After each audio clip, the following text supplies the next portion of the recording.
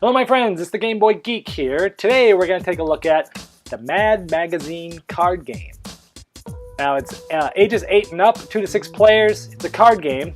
It was made in 1979. I used to play this game as a kid all the time, hours and hours with my brothers playing this game. We used to take it camping. And I lost it when I was a kid, when I grew up. A couple years ago, I got the itch to look for it again, and I found a copy on eBay that I bought. And now it's part of my game collection. I love having it here. It's a game that's very similar to Uno. If you've played Uno, most everybody has. It's very similar to that with a little bit of variant twists. So let's take a look at the components and see how it's played.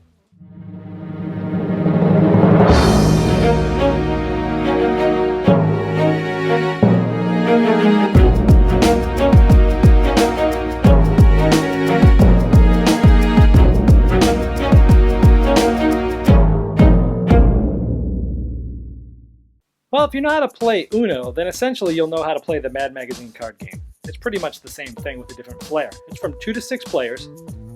One person will deal out 8 cards to everybody around. And then it starts with the right and goes counterclockwise, which is backwards from most games, and that's because the Mad Magazine game is kind of backwards. So the first person has a choice to throw down either a 1 of any color or any blue card, since there's a blue number 1 sitting there. So the next person might throw down a blue 3, and then the next person might throw down a blue 6. Oh, and since that has a 6 on it, someone can actually change the color to a red 6, and so on and so forth. And this goes on until whoever runs out of their cards first wins the game. It's really that simple.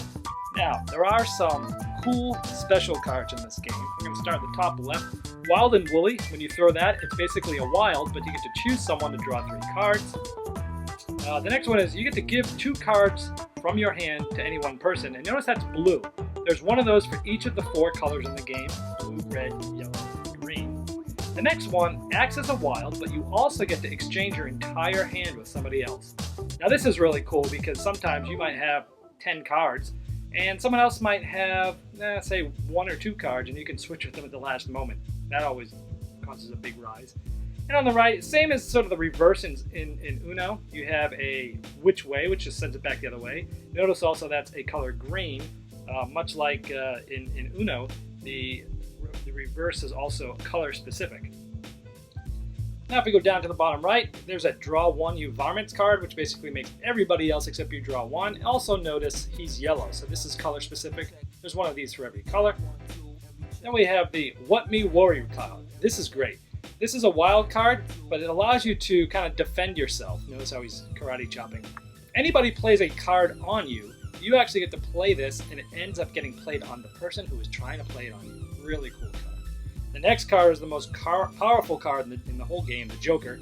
Essentially, it can be used as a wild, but if you have 3, 2, or 1 cards left, you throw this card down along with it, and you win. This is a sneaky way to win the game. And of course, on the bottom left, you have a just typical wild card. So those are some of the cooler, extra special cards that are in this. Some of them are the same sort of as Uno, but some of them are a little bit cooler. Now let's take a look at some of the other cards. Now let's take a look at some of the different colors that are there. Here you can see the 4 different colors and the artwork on all of them. They all keep the same theme. For example, red, as the numbers go from low to high, he starts to slowly lose the amount of clothing that he has from the little strands coming off of his card. In the blue, as the numbers get higher, he starts to lose more body parts. As the green, as the number goes up, more and more things start to hit him in the head, the arms, and the body, and tomatoes and eggs and all that sort of stuff. And in yellow, it's an astronaut that he gets farther and farther away from us and closer to the sun as the numbers go from low to high. Well, there you have the Mad Magazine card game. So do I still think it's as good as it was when I was a kid? Well, it's still better than Uno in my opinion. I will never play Uno when I have this game. If I'm at somebody's house and they ask me to play Uno, if that's all they've got, I'll play it. If I have this, I'll never play Uno again. This game is pretty much the same thing as Uno, obviously, except those variant cards. The Joker card, the Switch Hands card, the What Me Worry card. You know, they add those variants that really made Uno a lot more fun. So Now, as a game, yeah, take it or leave it. If I'm going to spend 15, 20 minutes, 30 minutes playing a card game with somebody, there's plenty other games that I'd probably want to pick other than Uno or Mad Magazine card game. So, nah, I mean, I can't recommend it as a great game, but I do like it a lot better than Uno. So if you're in one of those moods where you just want to play kind of like a brainless, easy game, get together, let's play Uno, nobody has to learn anything new, and that's the type of game you want to play that night, yeah, it's not bad. It's okay. It's give it a, leave it or take it.